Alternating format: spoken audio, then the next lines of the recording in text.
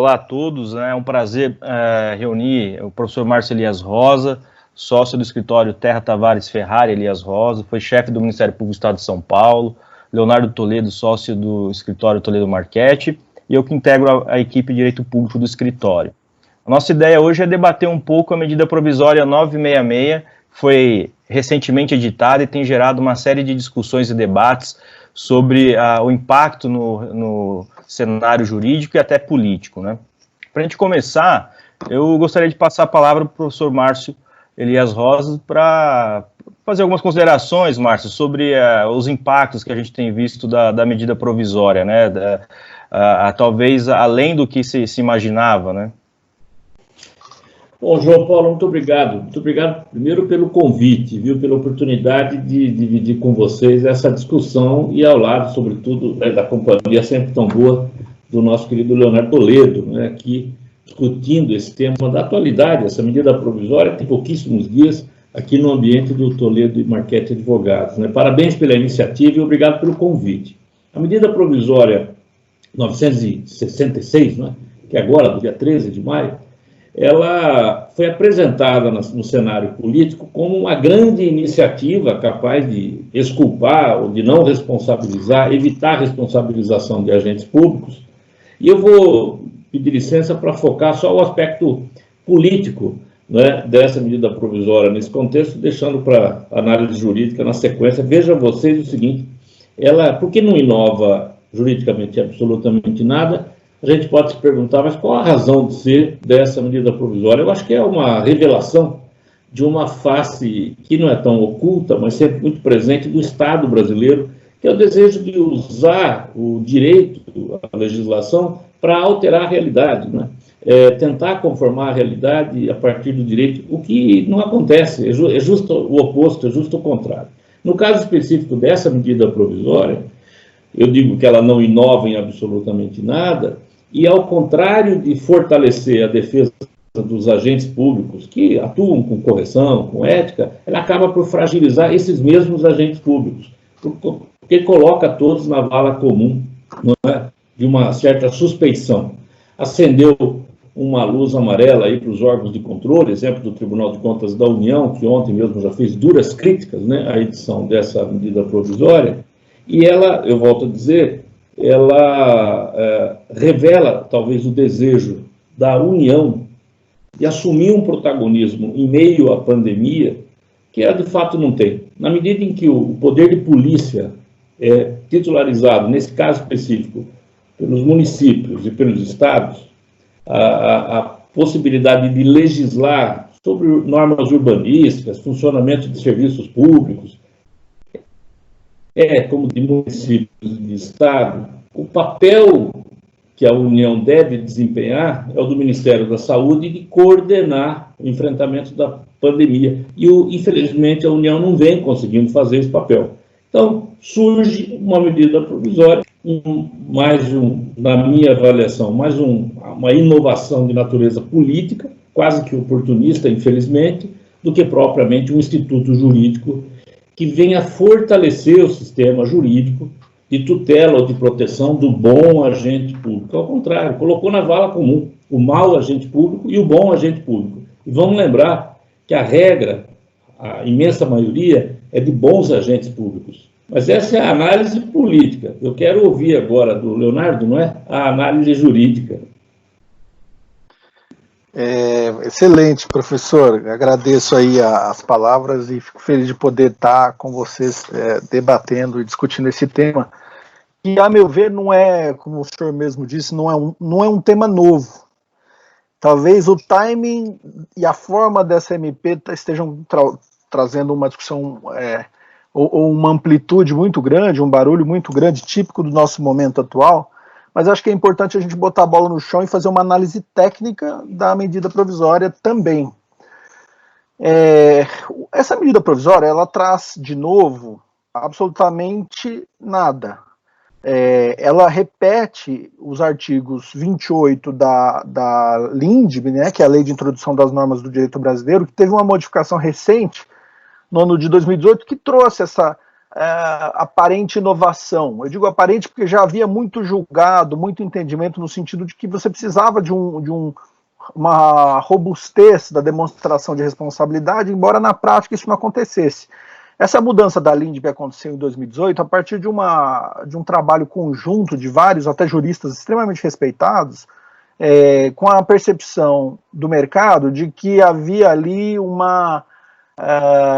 enfrentamento do problema da improbidade de uma maneira talvez perigosa para o próprio mercado. Quer dizer, começou-se a entrar sistematicamente com medidas contrárias aos agentes públicos, e nem sempre em situações que se justificasse.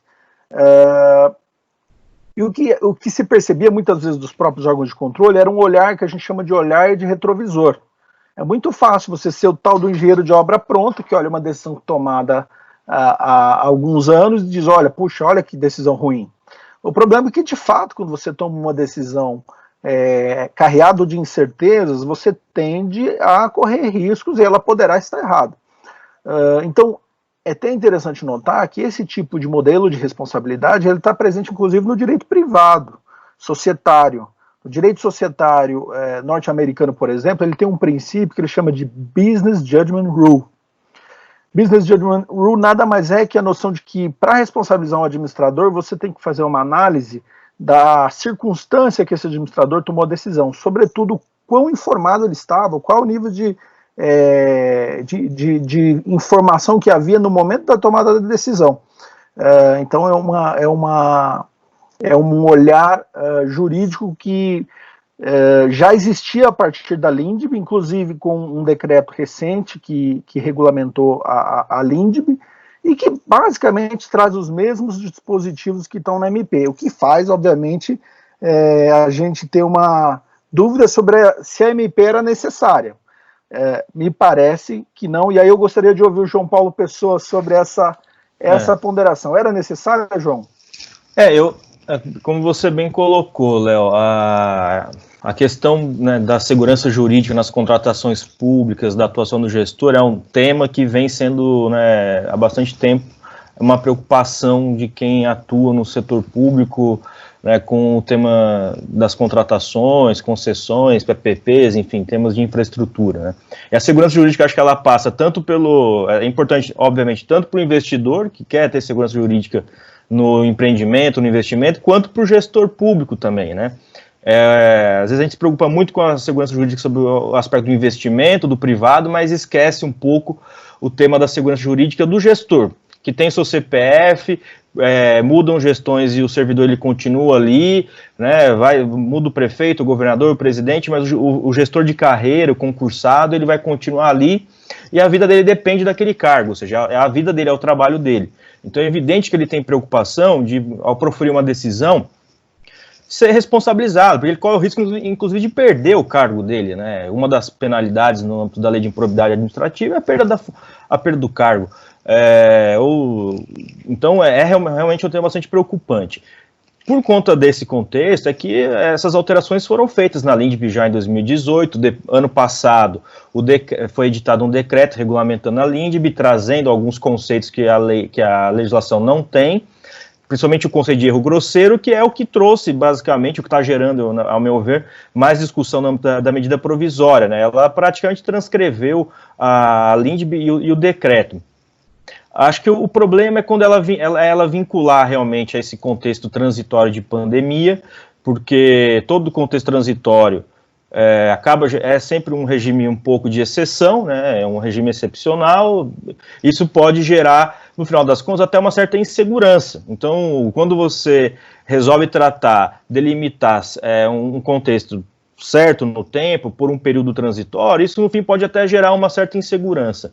E no âmbito da medida provisória, acho que acaba ficando mais forte isso, porque a gente sabe que, olhando as últimas medidas provisórias, enfim, várias MPs que têm sido apresentadas pelo governo estão caducando, não são convertidas em lei. Não se chega no Congresso numa negociação para converter em lei as MPs. E aí a gente vai ter um problema, porque, né, se a gente considerar o prazo da medida provisória, ainda com uma possibilidade de prorrogação e tal, nos próximos meses, caso ela não seja convertida em lei, a gente vai perder a eficácia, e aí você vai ter situações que podem ter sido feitas, né, levando em conta essa legislação transitória, que depois não se concretiza, e aí no final você tem de novo um imbróglio de segurança jurídica, né, sendo que, na verdade, no fundo, o tema que ela está tratando já é especificado na legislação. Então, eu acho que sobre o aspecto material, a MP ela não inovou muito porque trouxe muito do que já existia, como você mesmo disse.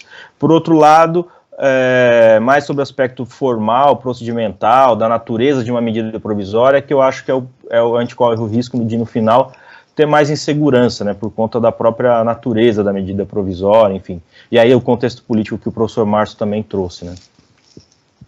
Se vocês me permitem só fazer uma observação, Leonardo, agora, saindo do aspecto, viu, João, do aspecto puramente político para o aspecto jurídico, fazer 2 ou 3 observações rápidas.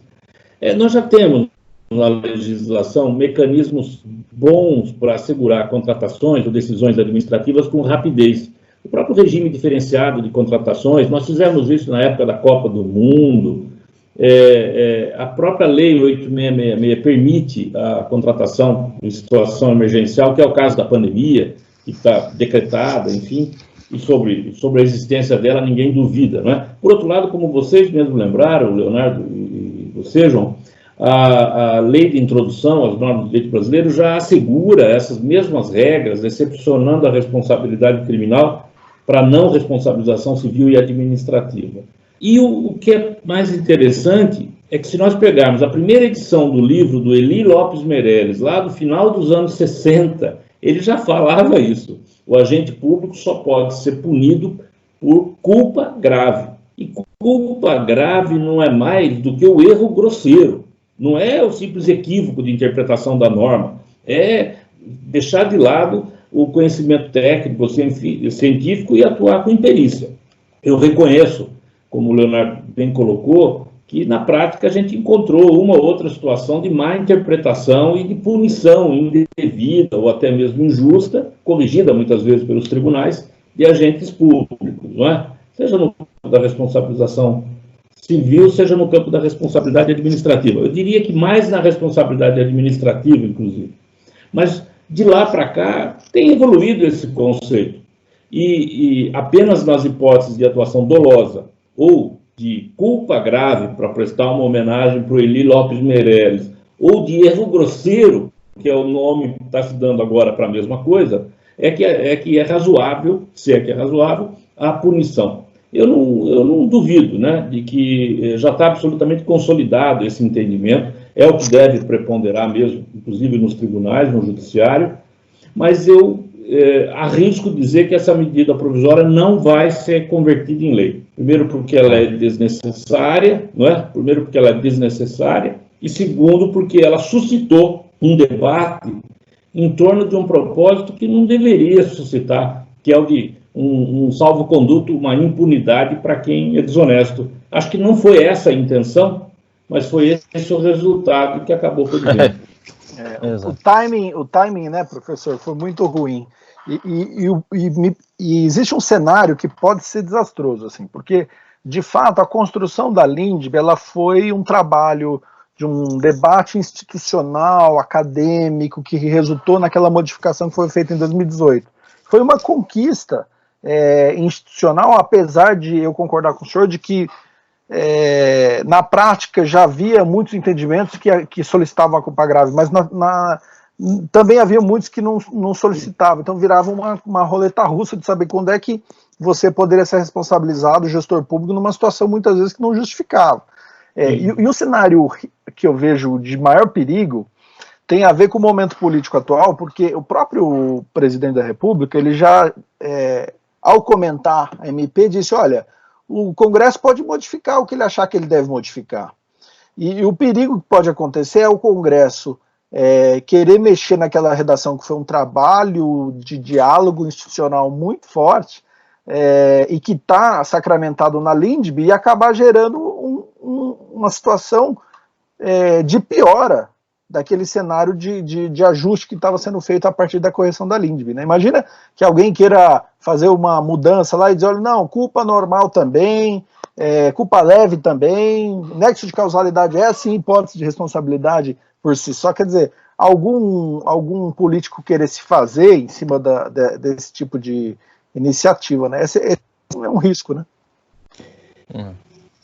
João? Não, por favor, Márcio. Não, eu confesso para você que essa é uma abordagem que eu ainda não li, mas que é verdadeira. Pode o Congresso Nacional resolver alterar de tal modo que fica incompatível com a Lindbe. E aí, ao contrário de fortalecer esse mecanismo de proteção, acaba por fragilizar ainda mais. Você tem toda a razão. Ao invés de avançarmos, retrocedermos, né? Porque, como você veja como é interessante, como o processo democrático é bom, né? Sobretudo para o Estado democrático de direito, é o nosso. Como a Lindbe foi produzida a partir de muito debate político e também técnico, científico, não houve divergência quando ela foi editada, nem mesmo quando foi feito o decreto regulamentando. Não houve discussão. Ninguém imaginou que dizer lá, só por erro crasso, grosseiro, ou por dolo o agente deve ser punido, ou a avaliação deve levar em conta as circunstâncias, como você bem lembrou na doutrina norte-americana, não é? A motivação precisa ser tomada em conta, independe do nexo de causalidade. Nada disso suscitou esse debate, se era uma carta branca para o ímprobo, por exemplo. Mas agora, porque não houve debate algum e a nação é surpreendida com essa tentativa de inovação, nós começamos a ouvir os órgãos de controle reclamarem dessa norma, que é exatamente como o João Paulo bem colocou, é exatamente igual à norma que já existia, né? É isso aí, João. Bom, pessoal, até para a gente fechar ainda mais ou menos no nosso tempo, né, que a gente tinha imaginado, vamos fechar por aqui essa discussão, sem prejuízo da gente, né, continuar com outros vídeos aí, quem sabe, debatendo o tema da segurança jurídica, em geral, né, inclusive nos projetos de infraestrutura, como que isso é relevante aí para o setor de um modo geral, né. Muito obrigado, Márcio, obrigado, Leonardo, é isso aí. Obrigado a vocês, gente, até mais. Obrigado, até mais.